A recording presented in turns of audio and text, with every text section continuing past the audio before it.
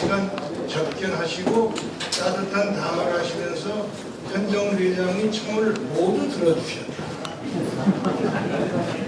이에 따라 조선아시아 태평양 통합위원회와 현대그룹은 다음과 같이 시작할 것이다. 그래가지고 그 다음에 이제 보면은 이제 금강산 관광을 빠른 시일 안에 재개한다 그러면서 여기서 이제 금강산 관광에 관해서는 중요한 문제가 있죠. 그것은 작년 10월 11일 날 박광자 여인의 피격 사망 사건, 여기에 대해서 북한이 해야 될 일을 해야죠. 그러고 나서 그래야 이 금강산 관광 문제가 그 다음에 그 바탕 위에서 재발 방지에 관한 제도적 장치가 논의돼서 해결되고 나서야 이것이 이루어질 수 있는 것인데, 이걸 이 사람들은 어떻게 처리했냐면은 김정일의 말 한마디로 해결된 걸로 만드는 것이죠. 그리고 맨 마지막에 가면은 쌍방은 역사적인 6.15 공동선언과 14선언에 따라 동남관계를 개선하고 운운이 일어났습니다. 이러면은 여기서 어떤 문제가 있느냐면은 여기 이제 개성공단 문제도 나오고 이렇습니다만은 현정훈 회장 입장에서 우선 북한 측과 합의를 했다라고 하는 표현을 박을 수 있는 사안이 있고, 사실은 현대그룹 회장의 입장에서는 정부의 사전 승인이 없이는, 또 정부의 위임이 없이는 합의할 수 없는 사안들이 여기 있어요. 예를 들어 이산가족 상봉이라든가, 또 군사분계선 육로 통행과 북측 지역 체류 이를 억제했던 조치를 푸는 문제라든가, 그리고 금강산 관광 문제라든가, 이런 것은 사실은 현정훈 회장이 북쪽과 합의를 할 수는 있죠. 합의했더라도 그 합의 문건은 이런 사안은 쌍방이 합의했는데 이 사안은 쌍방 당국에다가 건의하겠다, 이렇게 돼야만 이것은 당국 차원에서 이걸 핸들할 수 있죠. 그런데 이 합의 보도문을 보면, 합의 보도문은 이런 모든 문제를 완료형으로 처리했고, 완료의 주체는 김정일이를 만들어놨단 말이죠. 이렇게 해놨어요. 그리고 그 다음에 이제 이것과 따로 소위 특사 조의 사절단 남쪽으로 오는 문제도 김대중 대통령이 사망하자마자 이번 아주 즉각적으로 김정일의 조전이 나왔고, 그리고 다음날 북쪽의 조선 아시아 태평양 평화위원회에서 김대중 평화센터로 팩스를 보냈어요. 팩스를 보내가지고 이 김정일 위원장의 아주 지시로 특사 조의 사절단이 남쪽으로 간다, 이렇게 했단 말이죠. 이건 있을 수가 없죠. 남북 간에 조의 사절단이 오려면은 당국 간의 전례를 통해 가지고 우리가 이걸 파견하고자 하는데 허가해 주셔 해야 될 것 아닙니까? 그런데 아태위를 통해 가지고 김대중 평화센터로 보내놓고 그리고는 그냥 와버린 거예요. 그리고 와버린 거예요. 이것은요, 굉장히 중요한 의미가 담겨 있습니다.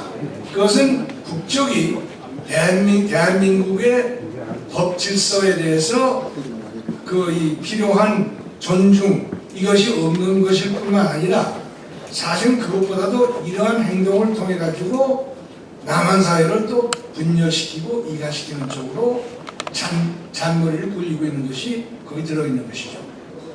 이래가지고 이번에 김대중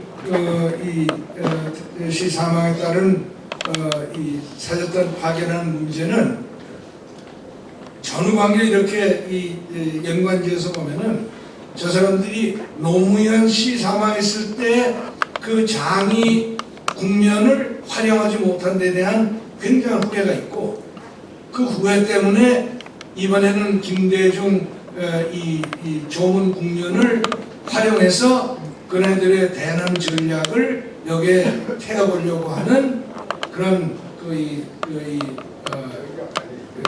생각을 한 게 거의 틀림없습니다. 그런데 여기에 이제 사실은 차질이 생겼죠.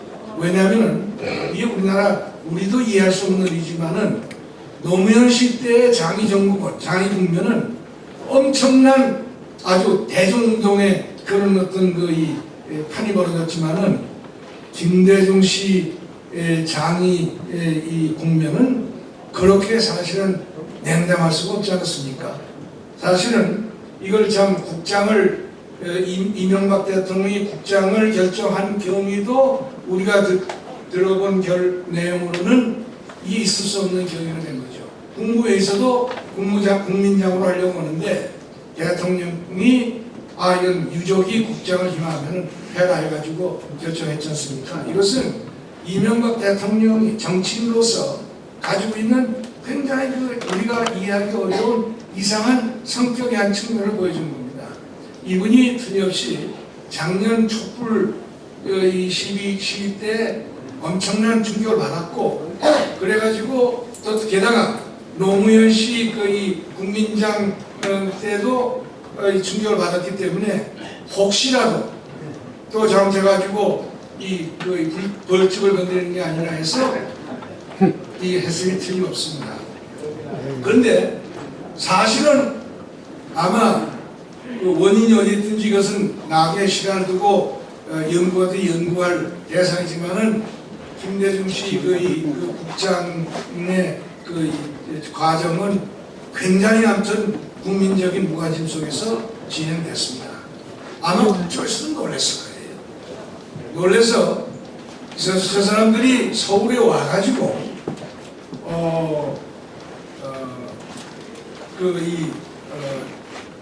말하자면 자기네들의 계획을 좀 수정한 흔적이 있다고 봅니다. 왜냐하면 처음에는 이 국장이 와가지고 이 남한의 이 민심을 격동시키는데, 사실은 이 김대중 씨 죽고 그 직후에도 북한 방송은 여전히 이명박 대통령을 공격하고 국민들이 봉기할 것을 선도하는 내용으로 나왔어요. 그런데 이 국장의 국면이 그렇게 국민들이 그렇게 뜨뜻하게 열렬하게 이렇게 참여하지 않으니까 주공 대상을 이명박 대통령으로 바꿔서 이명박 대통령 소위 면담을 집요하게 추진하기 시작을 했습니다. 그래가지고 평양 돌아가는 걸 하루 늦춰가지고 이제 이명박 대통령을 결국 만났죠. 만났는데 이제 이 과정에서 우리가 좀 잘 지혜롭게 음미해야 될 대목이 나옵니다. 가령 다른 분들이 많이 걱정을 했지만 저도 이명박 대통령이 절대로 이 사람들을 만나서는 안 되는 것이 아니냐 이런 생각을 가지고 있었어요. 첫째로 다른 것보다도 이 사람들이 불법적으로 남한에 들어온 사람들입니다. 그런 사람들을 사실은 이 정부가 정신을 제대로 차리고 있었으면은 이 김대중 평화센터로부터 북측으로부터 이런 통보가 있었다는 얘기를 들었을 때 정부 관계 당국이 당연히 안 된다. 그 사람들도 얘기를 해가지고 당국에 대해서 오겠다는 신청을 하도록 해라. 그럼 우리가 허가해 주겠다. 이렇게 했어야 됩니다. 그런데 정부도 이것을 그렇게 못하고 아주 허둥지둥 그대로 받아들였고, 심지어 통일부 차관을 기포공항에 보내서 영접하는 그런 이상한 행동을 했습니다. 그래가지고 이제 그 뒤에 좀 우여곡절이 있었지만은 그 청와대를 가게 됐죠. 다만 청와대를 가기 전에 한 번 여과하는 국면이 있었어요. 8월 23일 아침 9시에 청와대 갔지만 22일 날 오찬대하고 저녁 때 현인택 장관을 만났습니다. 근데 현인택 장관이 굉장히 침착하게 북쪽에 대해서 할 얘기를 다 한 것 같아요. 그래가지고 아주 재미난 상황이 나옵니다. 그 다음에 이 8월 23일 날 청와대에서 오간 얘기를 저도 구체적으로 모릅니다. 그러나 그동안에 알려진 것을 종합을 해보면은 김정일의 소위 이 메시지라는 것은 별게 아니었던 것 같습니다. 별게 아니었던 것 같고 그것은 아마 급조했겠죠. 뭐 원래 예정을 못했었을 테니까.